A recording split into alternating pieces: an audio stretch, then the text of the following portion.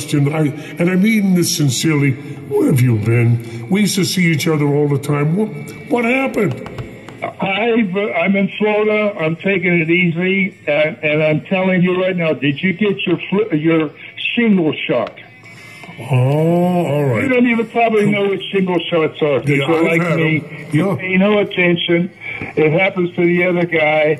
Well, it didn't happen to the other guy. It happened to me, and I got such a severe shot of it that it never went away. And then you said, Bobby, so Bobby, because of the shingles thing, you said, I'm pulling the plug. I'm not doing.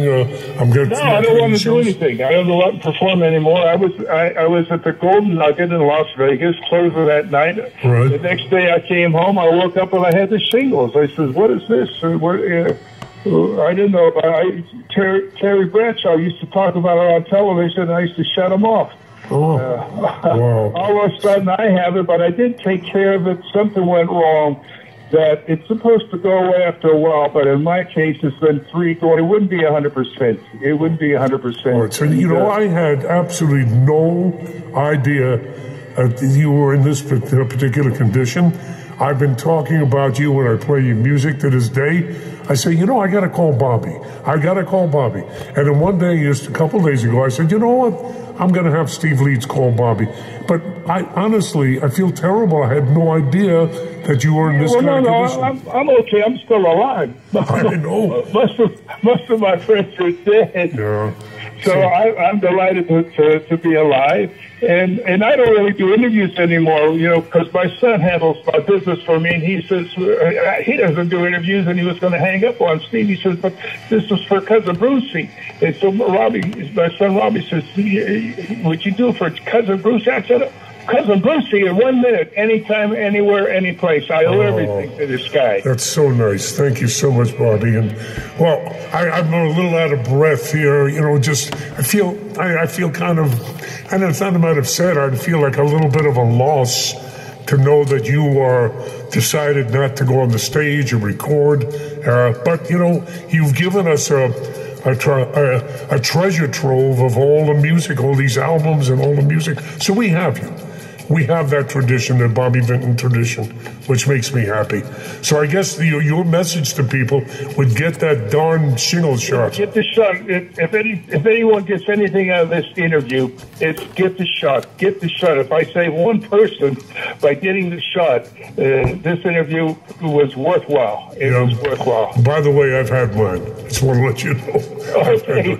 All right, let's go. Let's go from here, because I want to take advantage of this. Because I know you're not talking to people, and are you all right? You're happy with just what you're doing? I mean, I'm happy. Believe me, I'm happy to be alive. I mean, I think of the positive side of life. So many people, they think of the negative. My glass is always half full.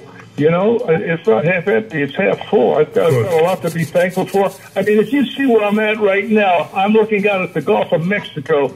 My home is right on the beach, and the sun is coming down on me. It's about 78 degrees outside, and there's beautiful girls. It's a wonderful life. I'm jealous. And as far as going out and performing and singing, I did it. I had my run. I had my share of hits. I enjoyed every minute of it, but time changes. What can I say? The music scene today is different, and what's going on today is not what I was. But every generation has a way of dealing with the outcome. Quite great. Well, the main thing is I hear your energy. I can hear that you're okay. That's what I care about. It's funny, when you were describing what you're looking out in the bay, I'm looking out my window here in New York City. I'm seeing puddles, rain, people looking angry at each other. And you're worried about me. That's right. You'd say, Bruce, what about you? Well, anyway, I'm doing it. I still love what I'm doing. You know what? I think about you, if I may.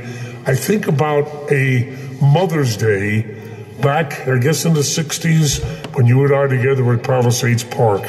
I wonder if you... Right. That was one of the big moments of my life, because it was my first time to New York as a performer, and I came in, and WABC was playing my record, and it's #1 in New York. There's a big show tonight with Cousin Brucey at the Palisades Park. I went there with you. We met. We had the time of our lives, and I remember thousands and thousands of people screaming and hollering, had the time of their life. All you had to do was walk on the stage in those days, and they were going nuts for you. I mean, it was an unbelievable time in the music business. Oh, the audience was so great. Now, this is what I remember, and I'm going to I'll make a spark here for you.